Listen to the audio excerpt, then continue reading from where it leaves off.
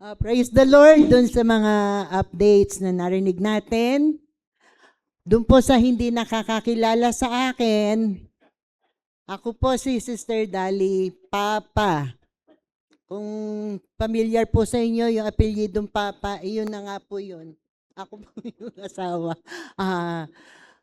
Lahat po ng tumatayo dito, bumabati ng maligayang ika-33 taon na anniversary ng Jewels FM. Kaya ako po, babati rin. Nabati ko na kayo. Siguro nagugutom na kayo, ano? Sige po, tatagalan ko.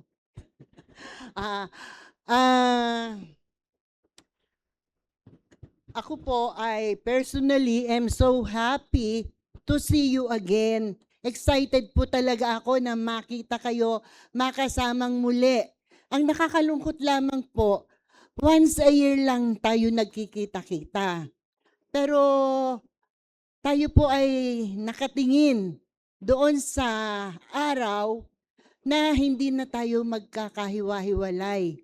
Magkakasama na tayo. Sa pagbabalik po ng ating Panginoong Hesus, magkakasama na tayo forever na naglilingkod sa Panginoon. Kaya purihin po ang Diyos. Ngayon po ang church natin, para sa kaalaman ng lahat, siguro naman alam na nating lahat na tayo ay kabilang sa Jewels Fellowship and Ministries, di po ba? Ngayon, alam po ba ninyo kung ano ibig sabihin ng jewels? Baka mamaya may magtanong sa atin, bakit jewels? Baka ang isagot nyo kasi diamante kami no? Alam po ba ninyo kung ano ibig sabihin ng jewels?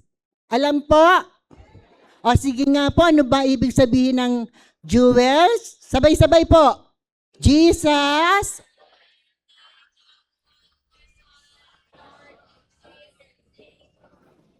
Amen. Oy, hindi, ayun na, nasa taas niya. Kaya yung iba nakatingalaan, binabasa. Yan po, i-memorize po natin yan. Kasi tayo po ay talagang, kumbaga parang may kagalakan sa ating puso na tayo ay kabilang sa Jewels Fellowship and Ministries. Yung FM po yun, Fellowship and Ministries. Hindi po yan FM radio, no? Okay, sige po. So much ado. Without so much ado, magre-report na po ako ng mga naging gawain ng Jewels Fellowship dito sa Marikina. Malaki po kodigo ko, no? Para siguradong mababasa ko siya. Ito po ang aming mga naging gawain. Noong November 23, 2025, ay nagkaroon ng tinatawag na worship and coffee night. Ano po ba yan? Hindi po ito basta inuman lang ng kape, no? Pupunta lang ng church para uminom ng kape, hindi po ganun yun. Ito po ay isang evangelistic event, no? Evangelistic. Ibig sabihin, may pangangaral ng ebanghelyo. Dito po ay nag-invite kami ng mga kakilala, mga kaibigan, mga kamag-anak na hindi pa nakakakilala sa Panginoon. At kami po ay nagkaroon ng 41 na visitors noong araw na yon. At meron pong tumanggap na 36. Sila po ang tumanggap. At yung ilan po sa kanila ay kasama na po namin sa mga gawain at pananambahan dito sa Marikina. Purihin po ang Panginoon dahil talagang ang Panginoon ay kumikilos sa kanyang iglesia. Instrumento po tayo para makapagdala ng kaluluwa sa ating Panginoon. Ang sumunod naman po ay mayroong JFM Leadership Program na nagsimula po noong February 2026 at nagpapatuloy pa po siya hanggang ngayon. Ito ay mayroong 22 mga kapatiran na ang iba ay mga leaders at ang iba ay mga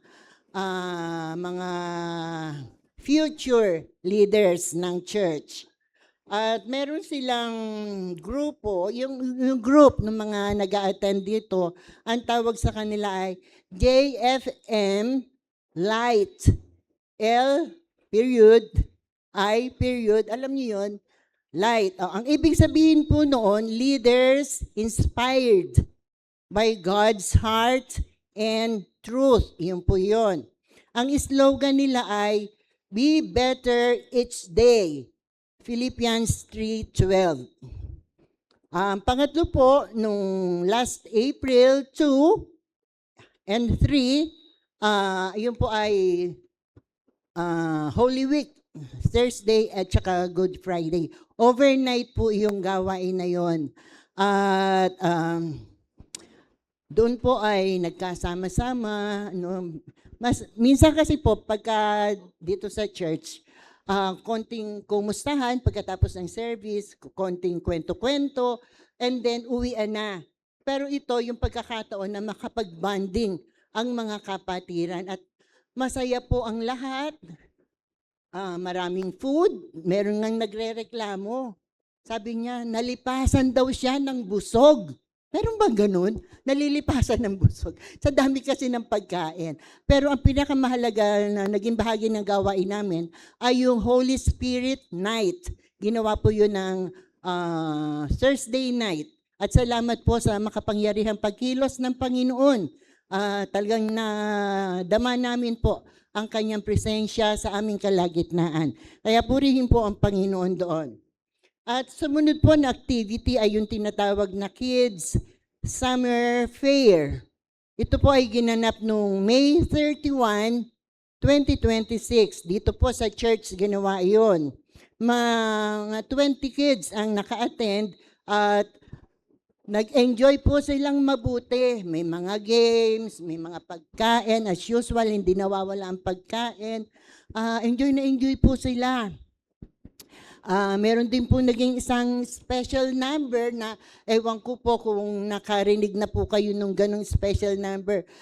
Sabi ko nga sana ma-present, makita natin mga kapatiran. Ano nga tawag doon, Chippy? Kazoo ang tawag doon. May ilang mga bata na tumugtog. Pero sana, hopefully, ay makakadinig tayo ng ganitong special number. Maganda po, nakakatuwang makita yung mga bata na nagpe-perform ng ganoon. At syempre, yung mga magulang ay very proud na yung mga anak nila ay naging bahagi ng gawain. At dito po sa activity na to, salamat din po doon sa mga teachers na talagang nagbigay ng kanilang panahon, kanilang oras, para po maging matagumpay ang gawain ito. Meron din po kaming mga naging bisita, syempre yung mga nanay, yung mga bata, kasama yan. At ang maganda dun po, pati sila naglalaro. Naglalaro din sila. Lalaro sila nung garter. Ano ba yung garter? Hindi ko na inabot yung garter. Luksong tinik lang ang alam ko. Nakakatuwa po, nare-realize nila na matanda na sila. Kasi pag nag-agarte po sila, napapaupo, hindi na makatayo. Ganun po kasaya yung gawain yon. Salamat sa Panginoon kasi merong mga ganong activities na although alam natin na parang walang kinalaman sa pangangaral ng salita ng Diyos, pero alam natin na ang Panginoong Diyos pa rin ang nangunguna sa ganong gawain dahil iyon ay inihahandog sa Kanya. And then, yung Silver Wings Rangers, yun po ang tawag natin sa mga bata, di po ba? Nagkaroon sila ng mga bagong teachers na siyempre teachers, edi magtuturo sila at purihin ng Panginoon dahil dati medyo kulang sa mga teachers kaya pag kami nagkasakit, walang humahalili. Ang ginagawa, pinagsasama na lang isang klase. Pero purihin ng Panginoon dahil meron ng mga pwedeng mag-substitute na mga teachers at purihin ng Panginoon doon sa mga members na yon na talagang nagtalaga ng kanilang sarili para turuan ng mga bata. At magkakaroon ng additional class, magkakaroon ng intermediate class, kasi po ay parang naasiwa yung mga nasa 13, 13 to 16, parang hindi pa sila ready na sumama sa gawain ng matatanda, yung aaten ng worship, makikinig ng sermon. Ano po sila? Gagawa ng panibagong klase na para sa kanila, para hindi po sila na parang na-OP sa mga matatanda. Purihin ng Panginoon doon. Ngayon, nagkakaroon din po ng house visitation sa mga members ng Golden Heart Circle. Alam po ba ninyo yung Golden Heart Circle? Yung mga GHC, no? Yung mga 50 pataas, nagkakaroon ng visitation, dumadalaw sa mga may sakit,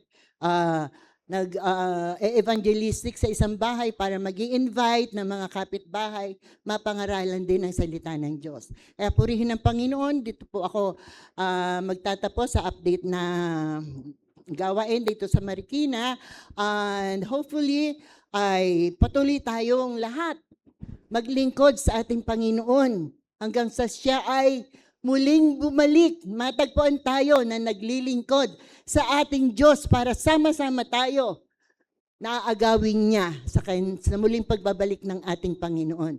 Kaya bilang pagwawakas po, gusto kong iwanan sa inyo ang salitang Maranatha. Okay, praise the Lord!